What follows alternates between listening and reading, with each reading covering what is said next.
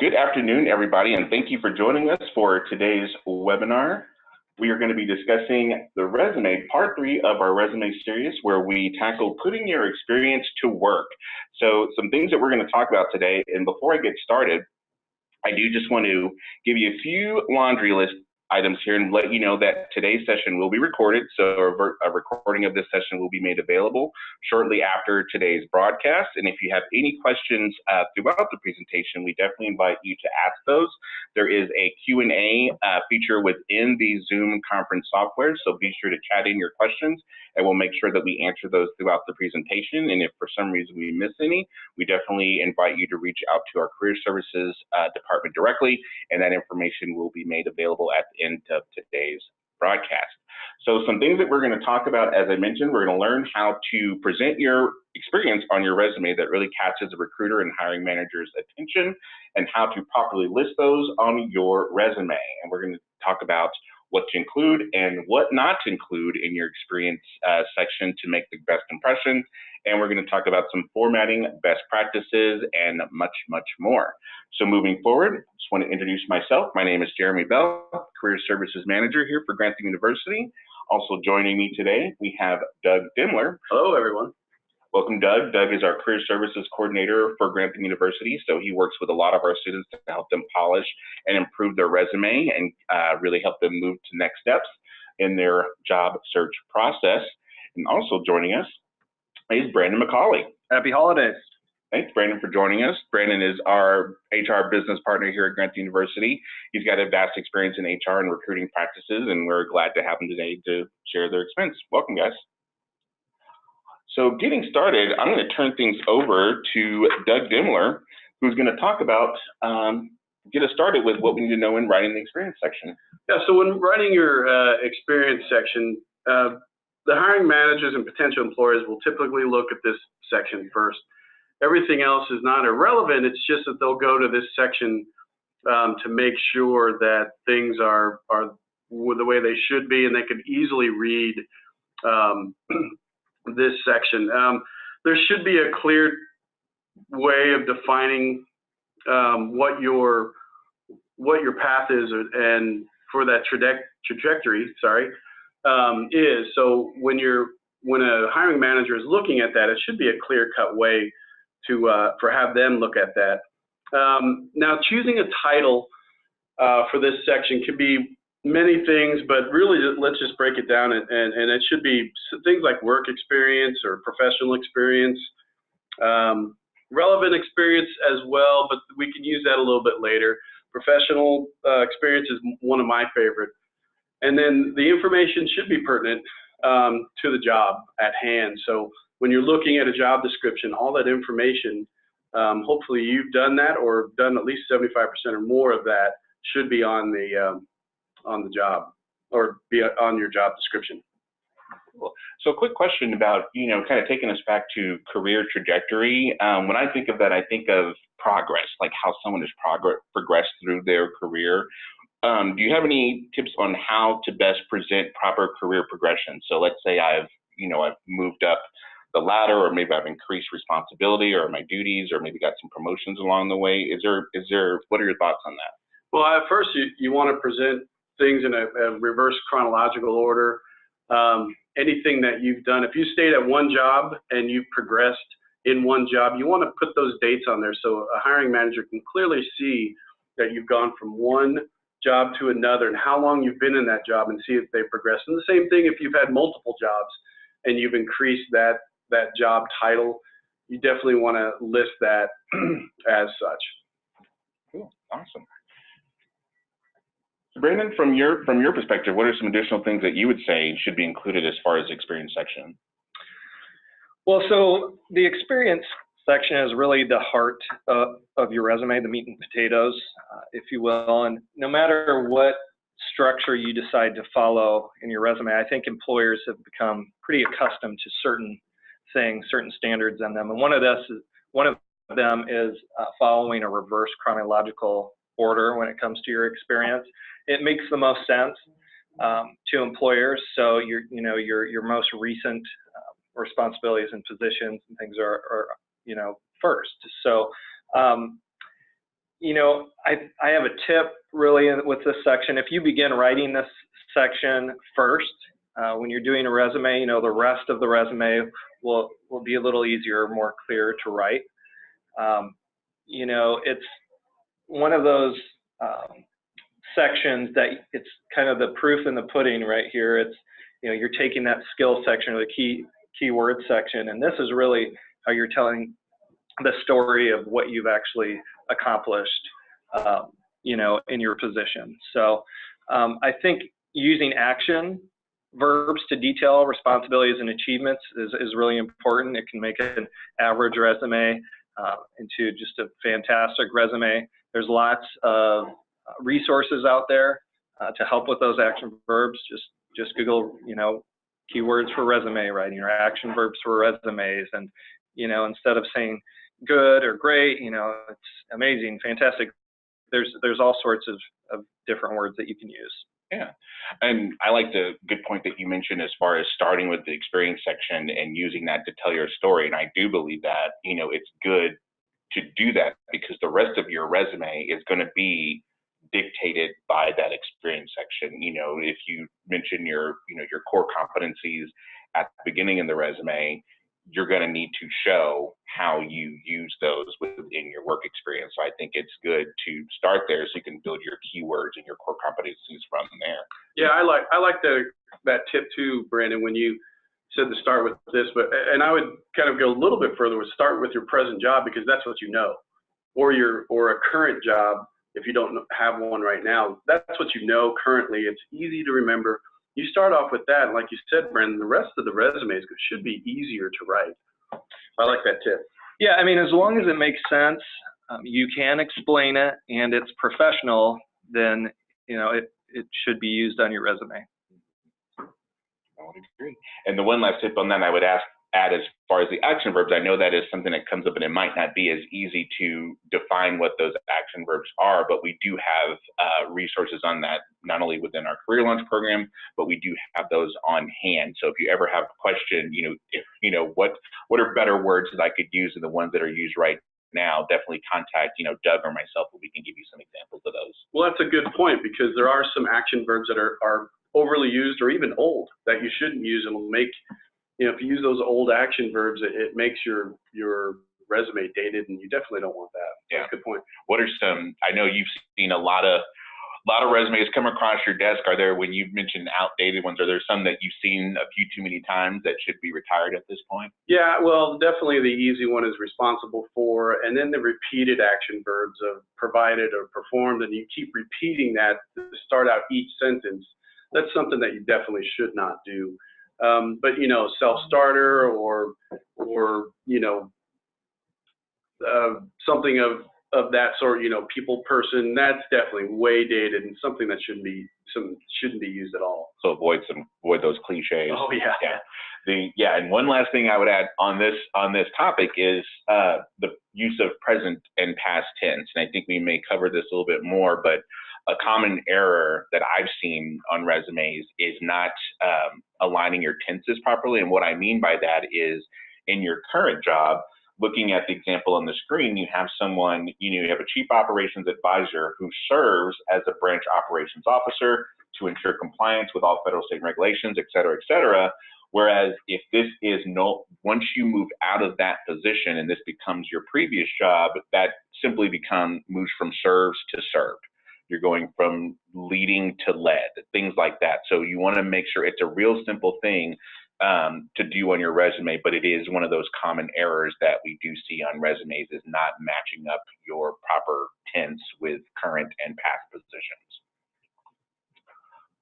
Okay, so the next thing, so digging a little bit deeper into what to include in your experience section. And again, a lot of the things that we're mentioning here is really a high-level example of some things that you want to include in your experience section.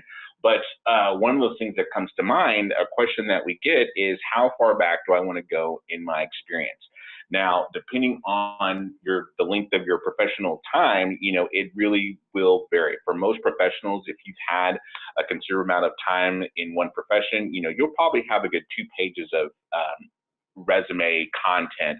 But in length terms, 10 to 15 years is a good length of time to limit your resume. I know, I think Doug even mentioned in previous conversation that 10 years is a good number, but I think if you go any further back than that, you're going to possibly get into some positions that might be not as relevant to the task at hand. And it's just information that just may not be important on the document. Doug, what are your thoughts on that? Yeah, especially in a technical or an IT field, anything over 10 years might be obsolete. Any languages that you've learned, even some tasks that you've done just might be obsolete. So anything more than 10 years is really kind of relevant. Yeah. Some other things with that, the other thing I thought of is more if you're going into more leadership type roles or advanced leadership roles, you might want to avoid any entry-level roles that you may have had. Again, that might not be as relevant. Now, for some people, you may have been in a role for about 10 to 15 years. Some of us, if you get into a certain profession where you get to be successful in that position for a while, that could lead to several years in that one role. So that would be one of those exceptions that you might have to go back a little bit further as long as those previous roles are relevant. Another exception to that would be if you're applying for a federal or government type role, because for federal resumes, they can be more extensive and they want to know pretty much every role that you've had in your work history. So for federal roles, it's going to be expected that you go back a little bit further, but for most corporate positions, 10 to 15 years is a good stopping point. Some other simple things to remember when it comes to writing your experience section is to make sure that every job that you list includes the job title, the employer or company name, the location where you worked, and the dates that you were there. Now, where the dates come, as far as formatting goes, and I'll let Doug kind of chime in on this one, but I know some people will use just years, some people might use month and year, but it can seem to vary. Doug, what are your thoughts on that? Well, I think anymore we're just going to years, but you can use the month and year if you choose to. Just make sure everything lines up. If you're going to do it in reverse chronological order and there's a gap and you didn't mean for there to be a gap, just use the years. But you just have to make sure that if you use month and year, that everything has to line up. And we're going to talk about gaps here in just a little bit. But yeah, I think what you're saying is consistency is key. Oh, yeah. Yeah, so you want to be consistent with your formatting, which brings me to the next thing is how you actually format your job description. So, as you see here, we've pretty much got some consistent bullet points as far as what I've done in my job. So one of the things that you'll notice here, if for those of us who are watching on your tablet or your laptop, is that not only you'll notice that there's a lot of various information listed here. You want to have a combination of not only the role that you had, so the job that you've done, but you also want to combine that with some of your accomplishments, what you brought to the table. So one of the first examples here under the billing and coding specialist is you have someone who administers billing for pediatric unit, improved billing performance by over 25%, resulting in higher income collected. So that's a combination of them telling you this is what I did and this is the result of what I've done.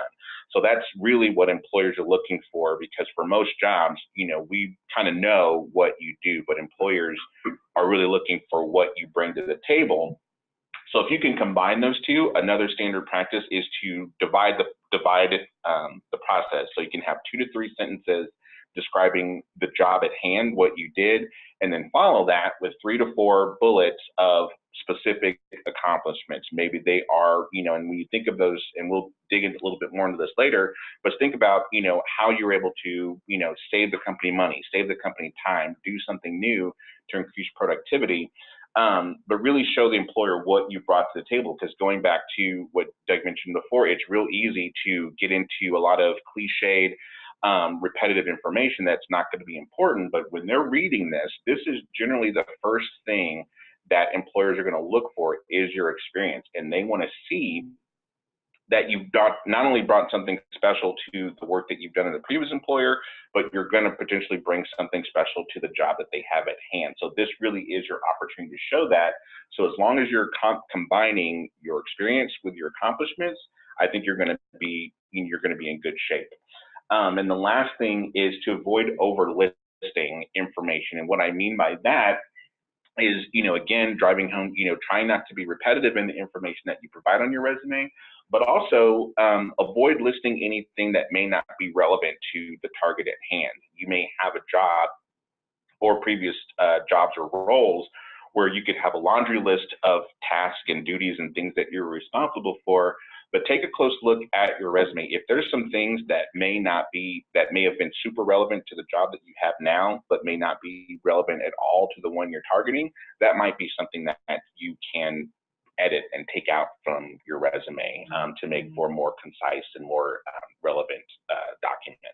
Brendan, Doug, you guys have any thoughts on that? Well, this is a good, to your point of not being repetitive, medical receptionist and patient representative, this is a good explanation of not being repetitive. They both say register patients, but then they go on to different duties. Now, if you think about medical receptionist and patient representative, pretty much the same thing, but they have described this in a way that is totally different. Yeah, you still have to have those ICD-9 and CPT codes. Those are keywords that are in anything with medical coding and billing, but it describes it in a different way. So I think for our students looking at this, you can take this kind of overall view and apply it to whatever your industry that you're applying for. Yeah. So Brandon, as someone who has seen a lot of these resumes come across your desk, what are some of your thoughts as far as what you've been looking for and what you've seen on resumes, maybe things that have stood out for you or things that you would have liked to see look a little better from potential applicants that you've come across? Well, I think you both have, kind of discovered certain things that we look for on resumes when it comes to the experience section. You said overlisting was one of them. That's one I see very commonly, even though, there may be different titles. A lot of titles have the same responsibilities. I'm an HR business partner, formerly an HR manager. There's a lot of crossover duties between the two. There's definitely some distinct differences, but in my resume, it would be very easy to say, hey, employee relations, benefits, compensation. So, in the two different jobs, but you want to find a way, like you guys said, to really kind of distinguish different skills and different experiences that you've had, and I'll talk about it, I believe, in a couple slides about metrics and quantifiable data. Oh, awesome, thank you. So Brandon, Doug, some additional tips that we need to know as far as drafting our experience on our resume. Yeah, definitely mention only relevant and appropriate experience. We talked about this a little bit before, but when you're looking at a job posting and you've done that particular job posting, or they're listing out what they want, and you've done that, list it. If you're listing all the other things because you want them to see you're a well-rounded person, that's great, but some of those things just don't apply to the job posting at all. And a lot of times I talk to students and say, well, I just wanted them to see that I know a lot of different things and I'd be a really good fit. Well, that's just not the case. You should stick to more relevant and appropriate experience on here. And now we're getting to what's on the, if you have little on-the-job experience. So let's say you're a stay-at-home parent and you've done that for several years, list that, and if you have any issues with that, please get in touch with us, because we can list that in a way that's not too over-explanatory or not too little, because you definitely want to say what you've done. And a lot of times what people do now as stay-at-home parents, they volunteer. Even if it's something insignificant, let's talk about it and be able to put that on a resume. Like it says here, it's volunteer experience. So if you've got some experience other than actual corporate experience or job experience, then list it, because you could have very detailed things that you've done. A lot of people think volunteer work is just, oh, I just want to volunteer my time. No, not really. Once you volunteer, they'll ask you to do more and more and more, even if it's PTA things or if it's Cub Scout things, and we can list that and make it quantifiable. And again, with avoid repeating tasks, that's a big thing. If you say facilitated weekly small groups on one, and you volunteered another event where you facilitated weekly small groups, let's explain it in a different way. Yeah, I think that when you mentioned that, it also brings me back to when we talk about career progression within your work. So if you moved up, let's say you were a coordinator, now you're a specialist, now you're a manager, you want to make sure that you're not listing the same type of activities. You want to distinguish between the previous roles you've had to the previous roles that you're moving into. But, also to the volunteer experience, I think that also what it made me think of was the associations and different clubs that we could be a part of. I know for almost every profession, there's some type of association that you can join. So for your HR professionals, you've got SHRM, you've got the Society for Human Resource Management, you've got the Talent Development Association, you've even got PMI for our project management folks and a lot of technical organizations. So that's another way to show some experience on your resume if you are currently in that gap, but you're involved with organizations, or you maybe need some experience that you need to beef up your skills on your resume. Those are, I think, some good examples as well that could help beef up your experience. Yeah, here's what we get a lot of times is, let's say you've gotten your project management degree and you haven't had any experience, but yet you've joined the PMI student organization. Even if you just sat on a student, what were those activities that you've done? Did you sit in on any meetings? What did you do while you were in there? Even if you didn't participate, it's still the action of showing up and having a discussion that we can list on there in a way that hiring managers will see that. And another point I wanted to make is I see a lot of students in the production field where they're a production technician. Then they move to another job, production technician. So it seems like the same duties, which it is, but let's describe it in a different way to show that you not only just showed up for work and then you went home at 5 o'clock or just whenever the shift was. Let's talk about those different things that you might have done. Yeah, I think a lot of this, something I was researching recently was, when you think of a lot of job postings, almost always you're going to see a listing where they want someone with excellent written and oral communication skills. And with your resume, that's your best way to show your written communication skills. And the more creative that you can be with the document, the better. And I think that's, comes to, what Doug is saying. Let's find some more creative and unique ways to describe the work that we've done while still remaining factual and accurate to the experience itself. So I've got, before we go to the next slide, I've got a couple more things that I wanted to talk about. So when we all look at job descriptions and job postings and things like that, but we don't go further than that. Mm-hmm. All we do is we look at those job postings and look, God, this would be a perfect job for me. And then what do? You send out the same resume that you send out everywhere else. So conduct a thorough job posting analysis, really get into that. And then as you write your resume, then you want to make sure that it matches up to the job posting. And I see you guys nodding your heads. You haven't done that? No, I think I like that. As I was talking, everybody was nodding their heads. Because that's to me, that's the most important thing that you need to do before applying for a job. I mean, it's going to help.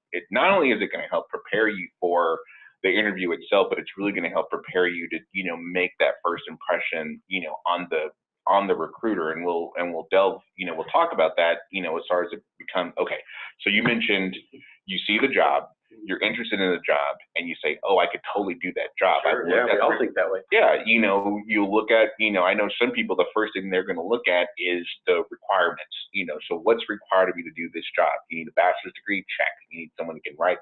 Check. You need someone who can use this type of program? Check. Great, I can do all this stuff. And then we think, okay, well, let me just go ahead and click apply, send my resume in, and then we're wondering, oh, I don't hear anything. I was perfect for the job. And believe me, we've heard it numerous times where, I've sent out dozens of resumes to jobs that I know I was totally qualified for, but I'm not getting the type of response or any response that I'm looking for. And almost always when we ask, about the resume or see the resume, we see a resume that has not been tailored to the opportunity. You haven't spoken the language of the organization. And sometimes that could be something as simple as, when you look at what kind of soft skills we're looking for.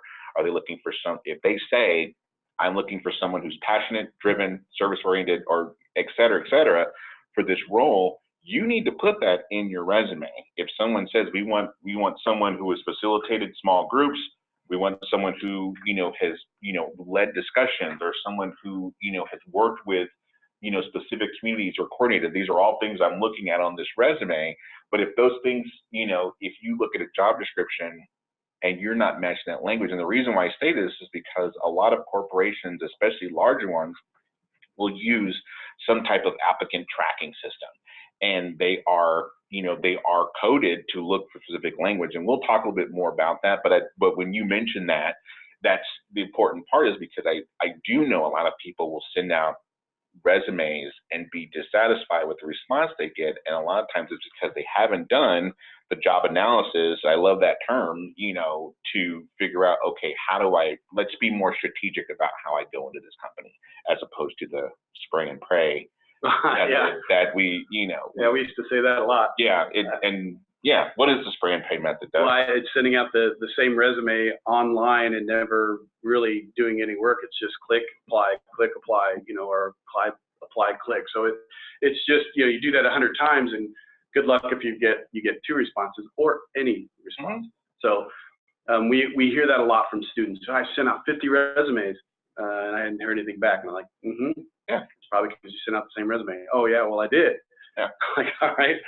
Well, we've told you that you can't send out the same resume, and that's why we're here. Just come back to us and say, hey, I don't know how to rewrite this, and I've done this, I just don't know how to put it in my resume, and that's what we're here for. Yeah. So, and the thing, to help you out. Yeah, and the thing to remember is, like, we're not saying that to be, we're being jovial about it, but we're not. We want you to know that everyone has done it. We've all been there. Oh yeah. I know I've done it, and it really is. It's how we get better at that. I kept thinking of, like, what's the definition of insanity? It's like doing the same thing over and over again, but expecting a different result. Oh yeah. So it's almost the same thing that comes with applying for jobs and tailoring your resume, is that if you're not making any edits or, revisions to your resume that speak specifically to that target over and over and over again, you shouldn't be surprised that the result is the same. And another thing I want to mention is, think about why the job matters to you. What really are you going to bring to this position and to the company, and just think about those things and how you write and how you describe what you're doing. And we had talked about it earlier, that when you go into an interview, it's just going to make you sound more of a fit to that company. Another thing is kind of scale back some of your job descriptions. We just talked about it before. Make sure it's relevant. There's not too many things that aren't relevant to the job at hand. And think about how you'd want to fit into the company culture. As Jeremy said, if they're really looking for somebody with good communication skills, and you look on their webpage and they're all about volunteering, or they're just about about social society in general, pick up on that. It's really easy to pick up on that. If not, they'll talk about how they won these awards, how they're technically sound, and pick up on that. And write that resume to what the feel of the company is. Yeah. That was a good point you made earlier. So good stuff. Awesome. Brandon, we're kind of monopolizing. You have any thoughts? No, I think you guys communicated that very well. When I'm looking at resumes as a recruiter, I think one of the main things, when Doug, you just brought this up, is you've really got to cater to that job. I can tell when it's a real general, broad, because I ask the question when I'm looking at the resume.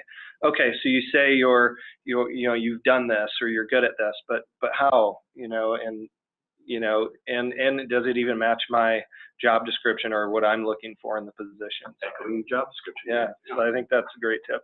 Yeah. Awesome. So kind of continuing with that, we talked about creating histories, and I think we really covered a lot of this. Is that you want to edit your history section to be relevant to the target job, and we just discussed that. But I think you can't talk about that enough, because I think as you search for positions and as you look to apply for these roles, it really is very, very important that you target, or that you tailor your resume to the target position.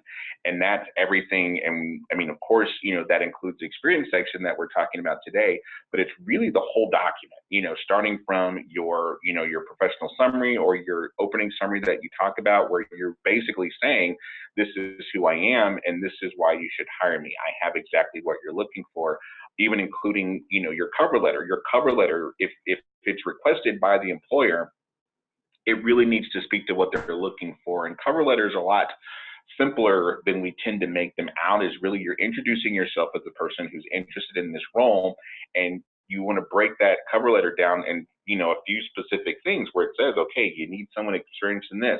Here's where I have the experience in that. You need someone with this kind of education. This is the degrees that I have and I've earned. And this is, these other specific things that are specifically what you're looking for. The same thing goes for your resume. Core competencies that you list. Are there core competencies in the job description? One of the things, back to Doug's point, with these job descriptions, they're usually going to give you everything that you need. They'll give you several nuggets within that job description that says, it's going to start out saying, this is who the company is, this is who we are, this is our mission, this is our vision, and these are our values, and this is a person that we're looking for. And generally, they're going to list a good number of both soft and hard skills that they're looking for. In our previous webinar, we talked about the difference between hard and soft skills, and we can definitely, if you have questions about that, we can definitely address those for you offline. But those are things that the company is typically going to ask for. Then they're going to tell you, what you're going to do throughout the job. These are going to be your responsibilities. So that's another nugget that they're going to give you. So you're going to know on the forefront, okay, this is the job, in its most high level form of what I'm going to do. My resume needs to speak to that. So I need to show you in my experience section that I know how to do this. And this is where I've done it before. This is how I'm going to do it for you. And then, their qualifications, again, another simple nugget where we're going to tell you exactly what we're looking for. When I look at job descriptions, I judge the job description as much as I do, anything else, because I think a company should be very descriptive in what they're looking for. And if they've written it correctly, you should be able to tailor a good resume based on that. The other thing, creating multiple versions of your resume. This again ties into the tailoring piece, and something that we always suggest is to create a master resume.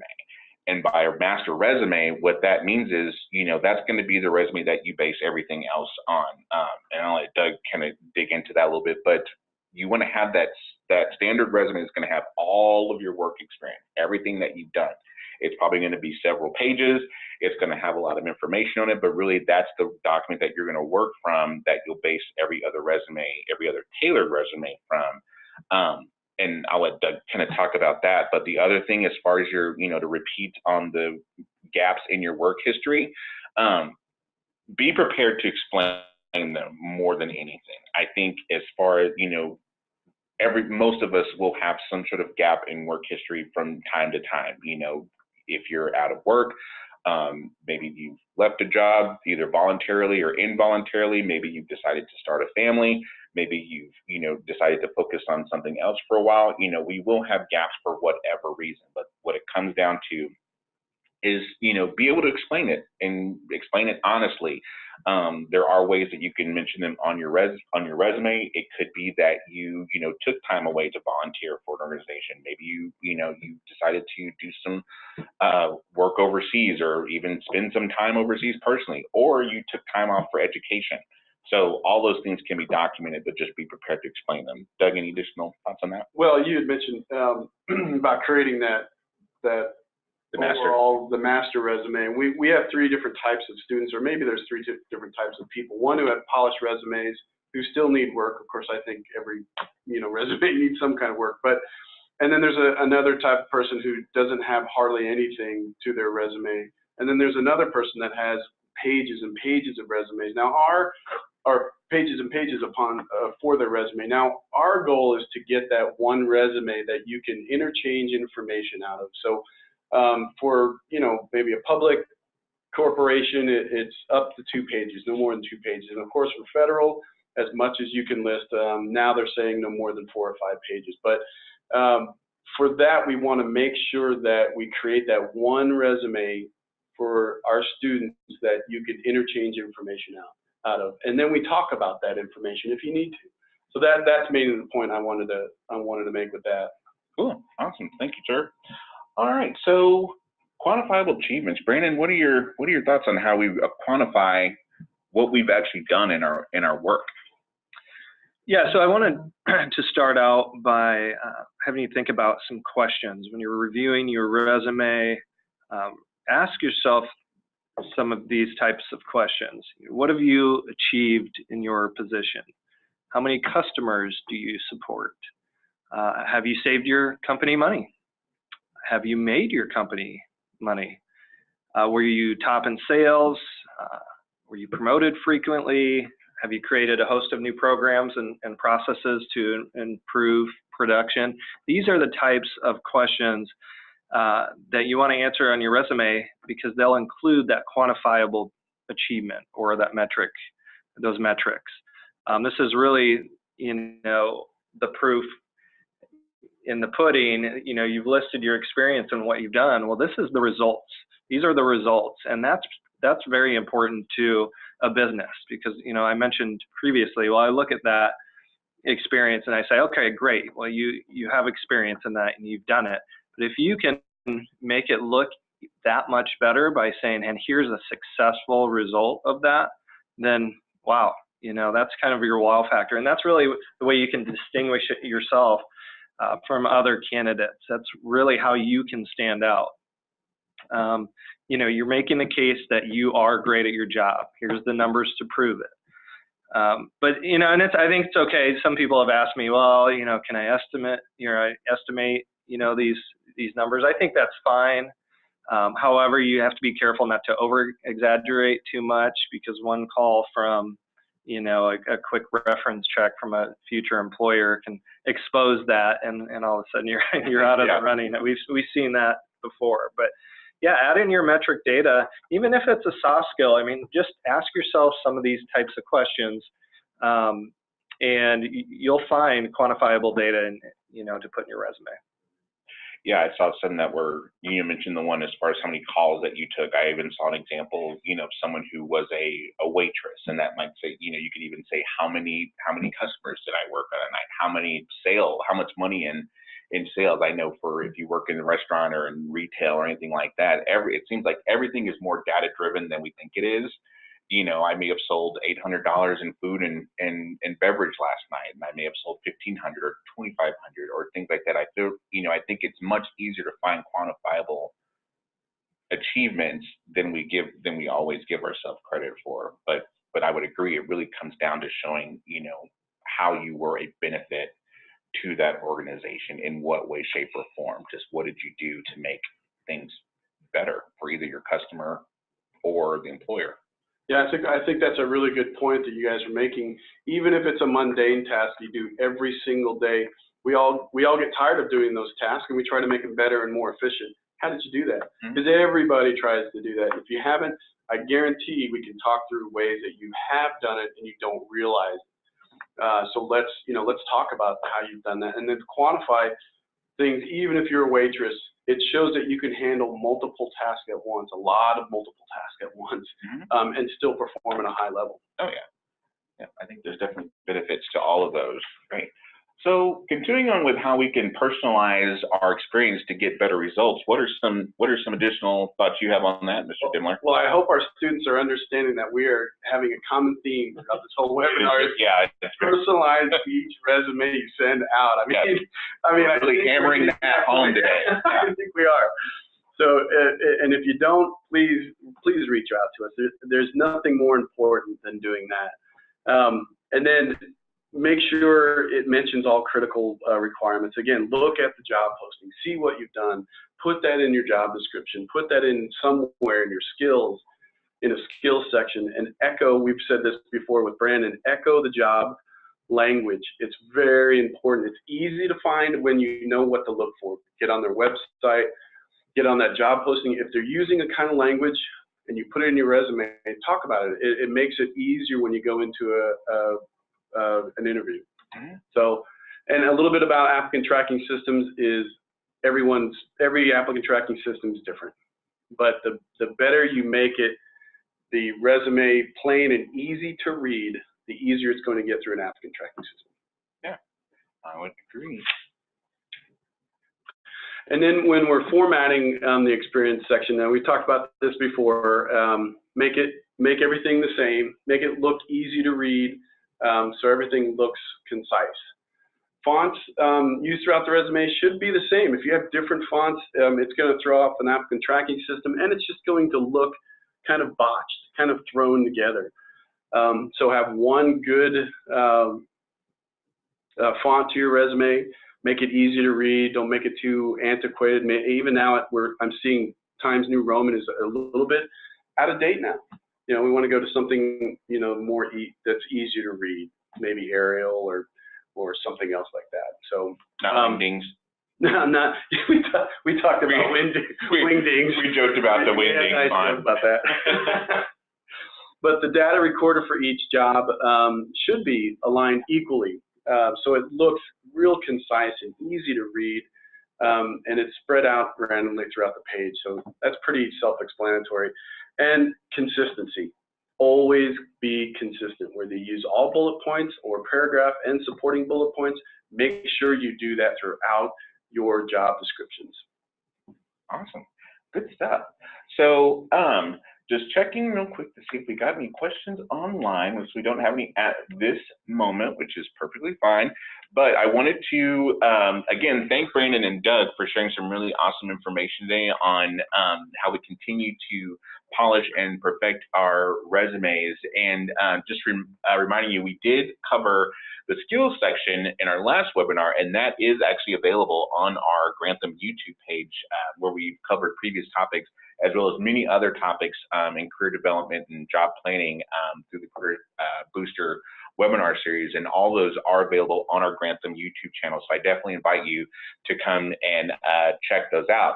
But the other thing I want to invite you guys to take part in is our Career Launch program. This is a great online, comprehensive, yet self-paced program that we designed for our Grantham students and alumni to get all the information that you need on everything from establishing your career direction to making sure your resumes and cover letters are polished, understanding your social media presence online, particularly with LinkedIn, and a lot more.